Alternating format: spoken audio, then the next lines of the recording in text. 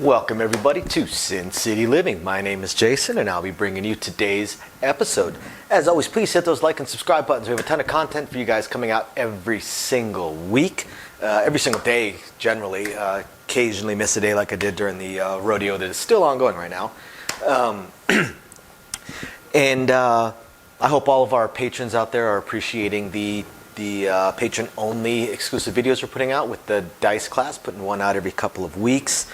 And if you're curious about that, go ahead and check the description down below. Once I get this whole live stream thing figured out, I'm probably going to do a live stream on the patron site as well. One on the regular site, one on the patron site.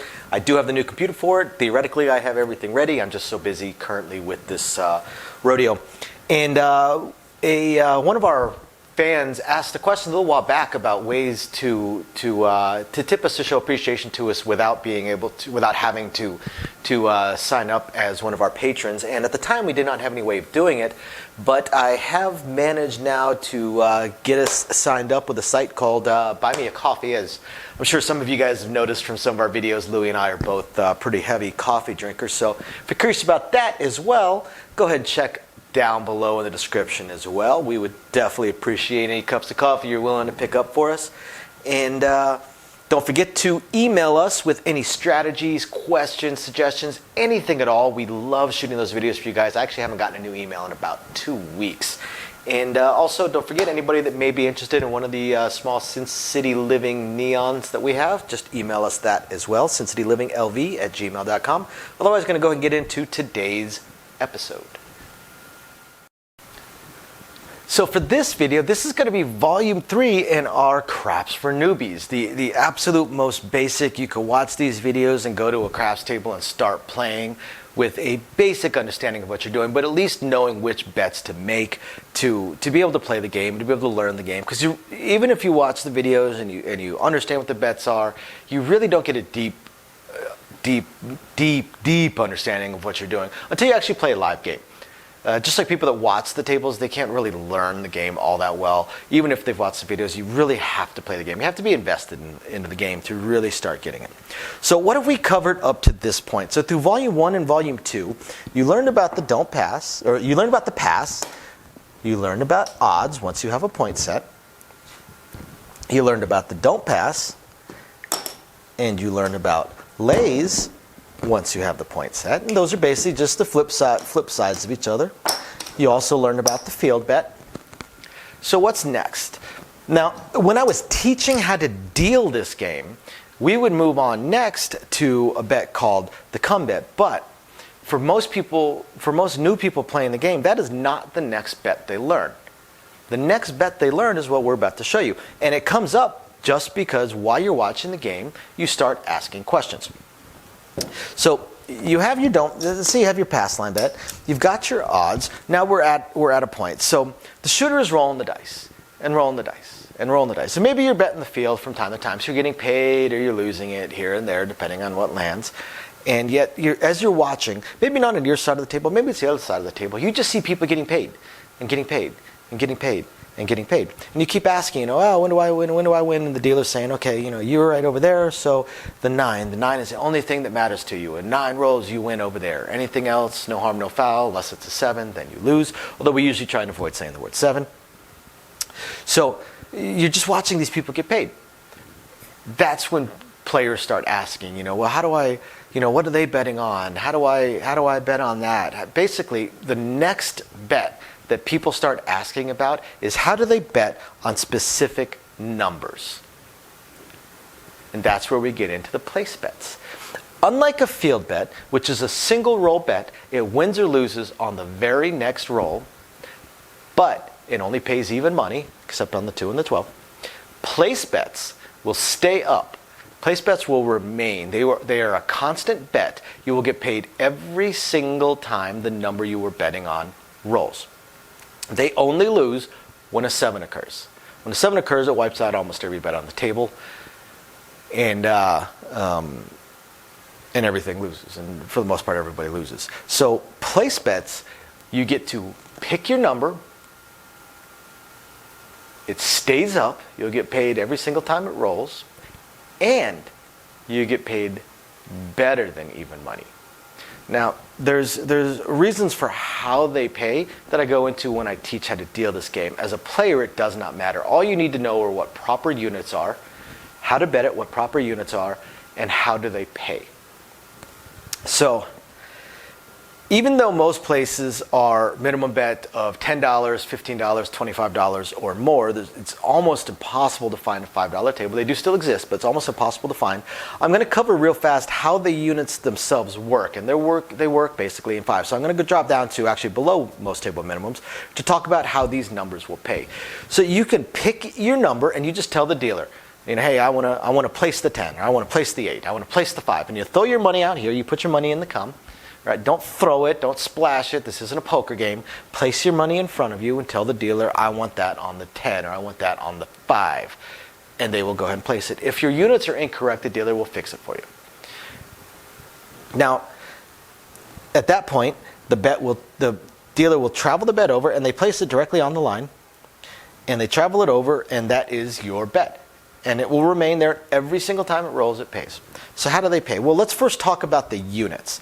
The units for these that we call the outside numbers. These are called the outside numbers, 4, 5, 9, and 10.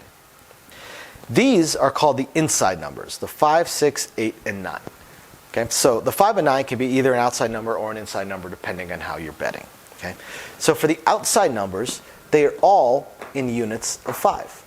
The 4 and the 10 and the 5 and the 9 pay the exact same because they have the same likelihood, the same odds.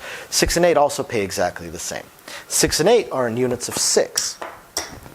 So what that means is that however much you are betting on these numbers, they need to be in those units to pay you the best. It is okay to do improper units, but it can be annoying to the dealers and you're costing yourself money. You're losing money because you're getting paid in change that the casino is keeping.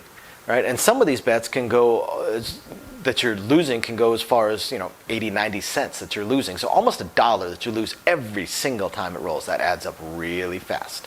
Okay? So you want to try and be in proper units. So that means that for the outside numbers, always in units of 5. 5, 10, 15, 25, 45, 90, 100, 150.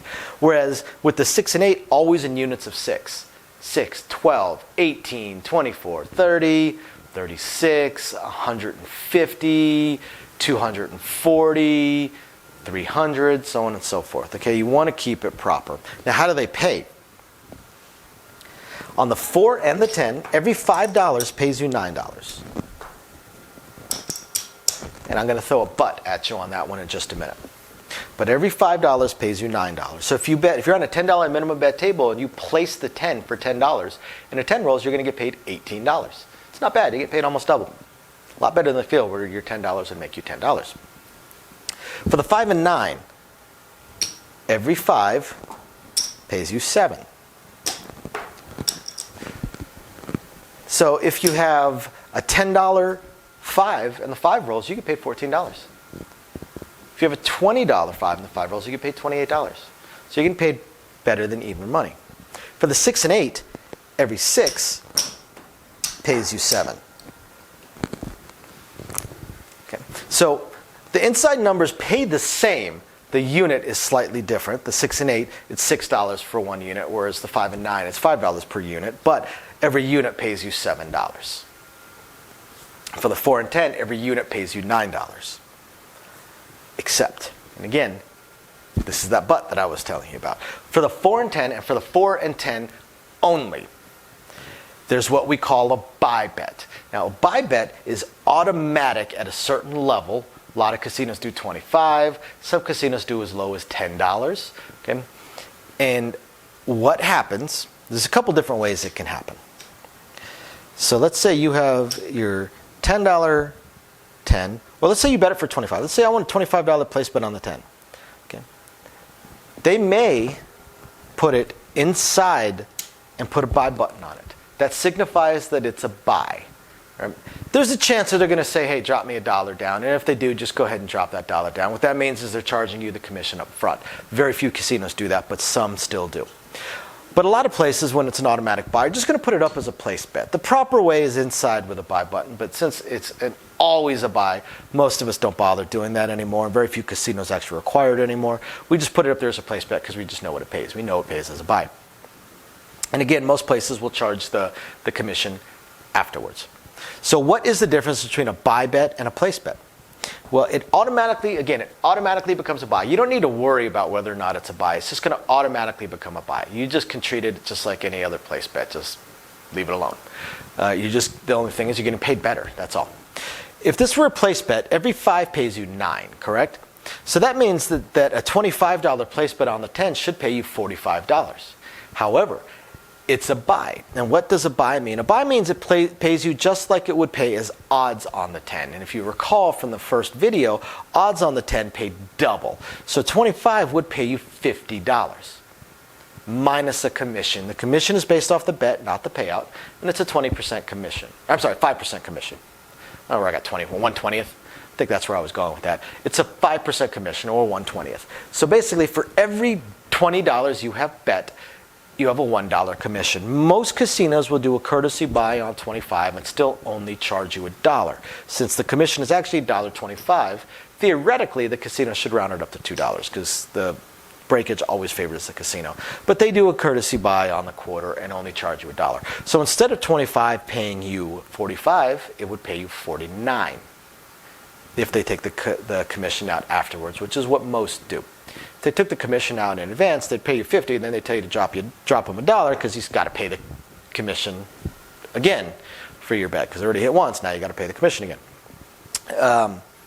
So those are place bets.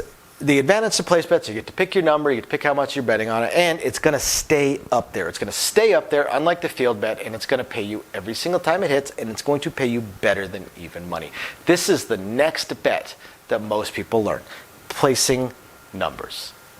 Placing numbers so that you can now expand out. Instead of just a pass line bet that you're just waiting for one particular number to roll, you can place 2 or 3 other numbers or all of the numbers and get paid every single time something rolls. So I hope this helps you guys in your journey as craps players. Thank you very much for watching. We will catch you next time. Bye now. So, as I promised, I wanted to go over very briefly our upcoming attempts at a third test live stream.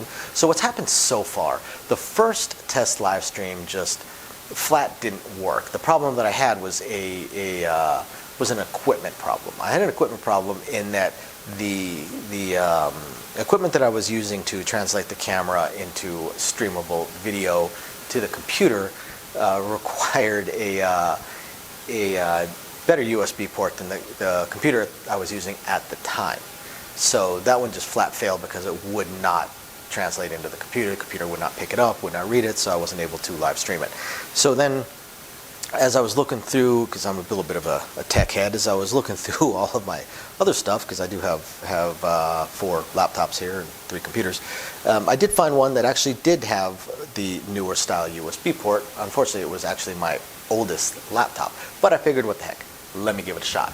What's the worst that can happen? And this time around, when I fired everything up, the video was actually translating onto the computer, so things were looking better. But then when I attempted to live stream, the computer was not powerful enough to be able to translate it and then upload it sufficiently. So it basically just uploaded a blank screen for the live stream. So what I am going to have to do is, and I'm already looking into all of my options, I'm going to upgrade my computer so I can add, a 7th, 8th computer to my household. And I'm going to go much, much higher, and I'm going to get a computer that is far more than I need for this, far, far, far more powerful than I need for this. That way, any future upgrades that I may do, the computer will be able to handle it. So unfortunately, this computer is going to cost me about 25% more, about 25% of what I've already laid out in all the equipment for this channel. So it wasn't something I could just instantly buy. I'm probably looking at Black Friday or Cyber Monday. So hopefully I have it within the next couple of weeks, and then I'll do another test live stream and see if I can go from there. So I will definitely do at least one weekly live stream on our Patreon because they're the ones that are really helping us get this computer. and the other equipment that I'm going to get, because I figure if I'm buying the computer, I might as well buy the most high-end capture cards and things along those lines, get everything as good as possible, and then hopefully eventually get a better microphone for you guys. So yeah, that's where we stand on the live stream. As soon as I have the computer and I do the test, which will be in a few weeks, like I said, got to order it in a week or two, then I have to wait for it to ship. Plus we have probably the biggest event of the year coming up, the NFR National Finals Rodeo. So I'm basically working 2 weeks straight, as is my wife. So not going to have a whole lot of time. But once we get all that under control, then we'll figure out. There's been some schedule changes to myself, some schedule changes to my wife, and some upcoming schedule changes to my wife as well. So hopefully we can get all the scheduling figured out so I know when I'll be able to live stream as well. My initial plan of Thursdays at 6 o'clock is already out the window. I'm at work at that point now. So we will get it all figured out, and we will let you guys know, I promise. And otherwise, I hope you guys have found this interesting, enlightening, illuminating, or at least just plain fun. And we will catch you guys next time. Bye now.